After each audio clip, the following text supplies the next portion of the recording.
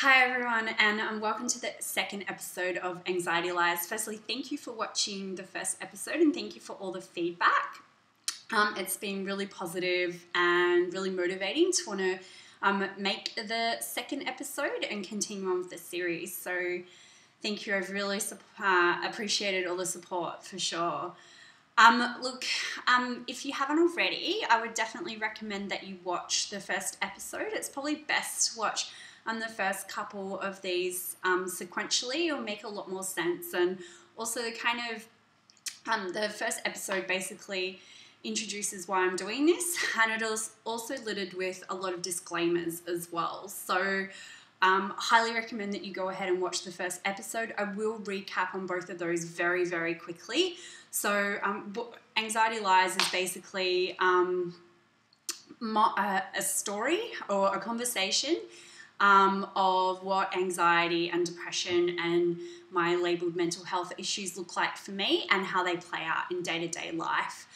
I'm wanting to start a candid conversation about mental health because I feel like that there isn't enough of that, especially on social media and on the internet, and hopefully that can translate into candid conversations face-to-face as well. Really, really looking to start removing some of the stigma and shame that's revolved around mental illness and also having mental health symptoms. As I said, there are lots of disclaimers that are littered through the first episode, and the first one being is that I'm not a counsellor or anything like that. This is really an explanation as to how I experience anxiety. This series isn't about offering a cure or a way to manage your mental health symptoms. What it is, though, is just an insight into not only how I experience my symptoms, but also the opportunities that I have to intercept my thinking, which can translate into my behaviour as well. And that's what this episode will be about today.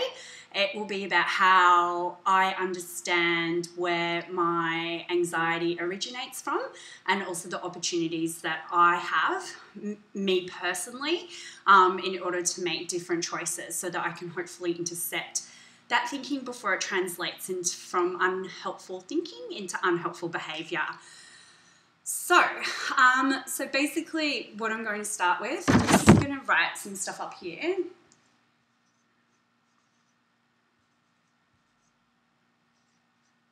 So everything basically starts with this, and it's how I perceive the world. So a lecturer recently said to me in class, he said that our worldview is basically constructed by the time that we're 7 years old, for better or worse. I experienced a sort of highly dysfunctional and unsafe environment growing up that was kind of littered with addiction and also mental health issues, as well as some family violence as well. So for better or worse, my worldview was quite distorted. And as a result of weathering these experiences, my worldview has been constructed around the notion that the world is an unsafe place, that people can't be trusted. At any moment I can be physically unsafe, that people leave, and also that my needs won't get met. So to bring that perspective from childhood into adulthood it's not helpful, and it's also not realistic either. So those things aren't necessarily always the case. And as I said, for better or worse, this is how my worldview has been constructed. So basically, I go out, I have experiences, some are fabulous, some not so great. And what happens is that when I enter outside and I have those experiences, something else happens. I'm met by my triggers. So basically what happens is that once I'm triggered,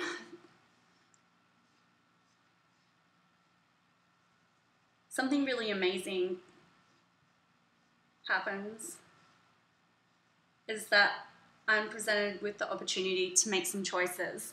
So I won't actually talk about that just yet. What I might do is just give you a little bit more insight into my triggers, what they look like and how they sort of present.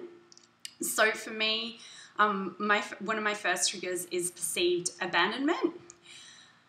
To give you kind of like a little bit of an example of what that might look like, a couple of years ago, I was, one of my friends rang me and said, hey, let's go out, we're going to meet some people. And we went down to Edinburgh Gardens and we were all drinking and stuff. And one of the girls, I'd literally had known these people for about 10 minutes when the girls got up and went to walk away. And I turned around to the group and I was like, oh my God, like, where is she going? Why is she leaving us? Like, and it was kind of said as like this kind of like half joke and everyone kind of laughed it off. But for me in that moment, there was like this uncomfortable pit in my stomach and I realized that it was actually quite insightful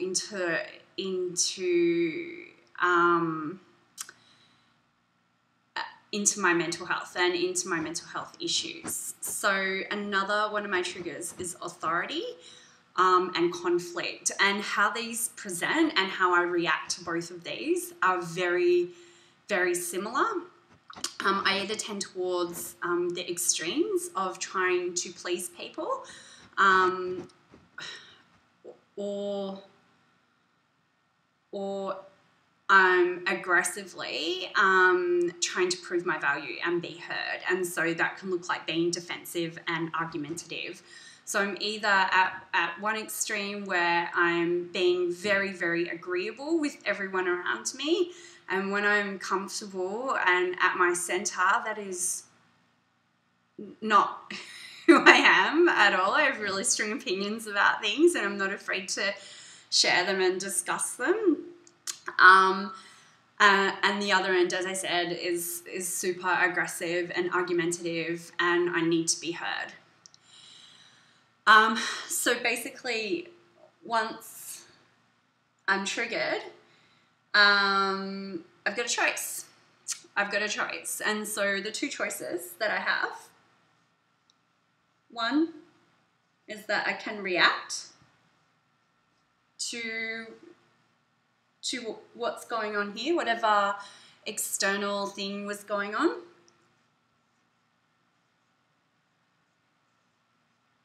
Or I can respond.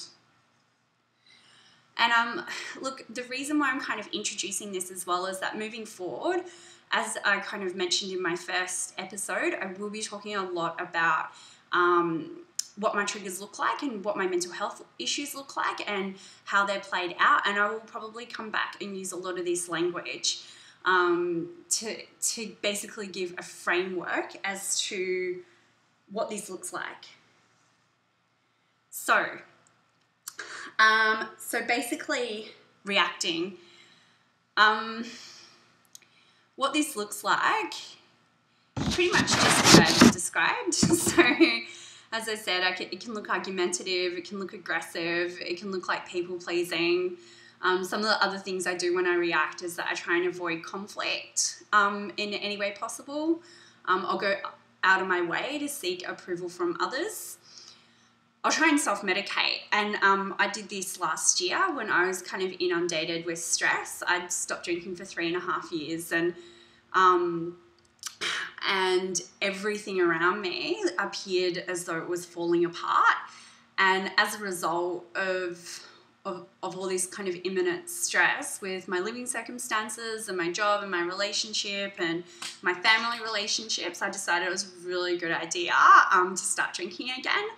I kind of, told people, I'm making this like really brave decision to to experiment with drinking. But that experiment lasted 6 months and nothing tragic or terrible truly happened while I was actually under the influence, but I was certainly self-medicating and it didn't end well either. So addiction, as I mentioned, is an issue that I've had before in the past, and the way that I understand addiction, the way that I understand my own addiction is that I use it as a way to get through really, really difficult periods, and as a way to kind of avoid my reality. And it's a way that I react to my triggers at the end of the day. I can also overreact as well to certain situations. So rather than being calm and measured and thoughtful, I will, you know, end up in tears and non-responsive, and I'm unable to give like comprehensive answers. I like to catastrophize a lot as well. Everything's the end of the world, and you know, everything's going to end. And if it isn't going to end, I'm going to make it end. And that's kind of the double-edged sword of like having anxiety and paranoid ideation, is that the things that you generally end up fearing are the things that end up eventuating, or that has certainly been my experience anyway. Another reaction is that I'll slip into denial, and that will be either denial of my needs, or I'll deny other people's needs as well. And at its worst, my reacting is isolating and also ending friendships and relationships, because it's just too hard, and I am not doing this guy over here, which is responding. And so what responding looks like is acknowledging my thoughts and using a filter and taking a moment. Basically, it's about being calm, and it's about being measured in the moment, and it's about not reacting to kind of the thought process that's kind of constantly going on upstairs. So, you know, the thought process that goes on upstairs for me is that I'm unworthy, that I'm useless, that I'm not smart, that I'm not capable, that that I'm basically, you know, worthless, and I'm not likable, and all those things. And so this kind of, you know, this low self-esteem, it plays around with my thinking. And unless I intercept that with responding, what will happen is that I will react, and the consequences won't be pretty. So responding for me is about being calm. It's about having a look at those thoughts and using that filter and checking in and going, is this actually a reflection of reality? And sometimes, you know, I need to leave situations to the side for a couple of days, and then sort of come back and make a response, rather than, you know, being in the moment and being really driven by my triggers and by the thought patterns behind those. So yeah, so look, basically, you know, all the things that I mentioned that I do when I react, once I've checked in, and I wait a moment and I try and be calm about the situation, and I'm in response mode, the way that my behavior needs to translate is basically, I'm like, what would I do in this situation? Okay, that's what I would normally do. I need to do like the exact opposite of whatever it is. So if it's like, you know, oh my God, this person has done something that that's been really triggering for me, what I've needed to do is I've needed to, rather than sort of delete them off Facebook and send them terrible text messages and act aggressive and in a defensive manner, what I need to do is the exact opposite. So I need to act in a loving manner, or whatever the behavior is, and whatever it is that I want to do, I have to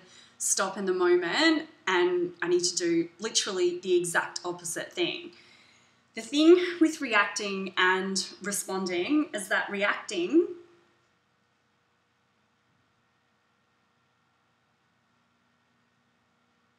is comfortable. Responding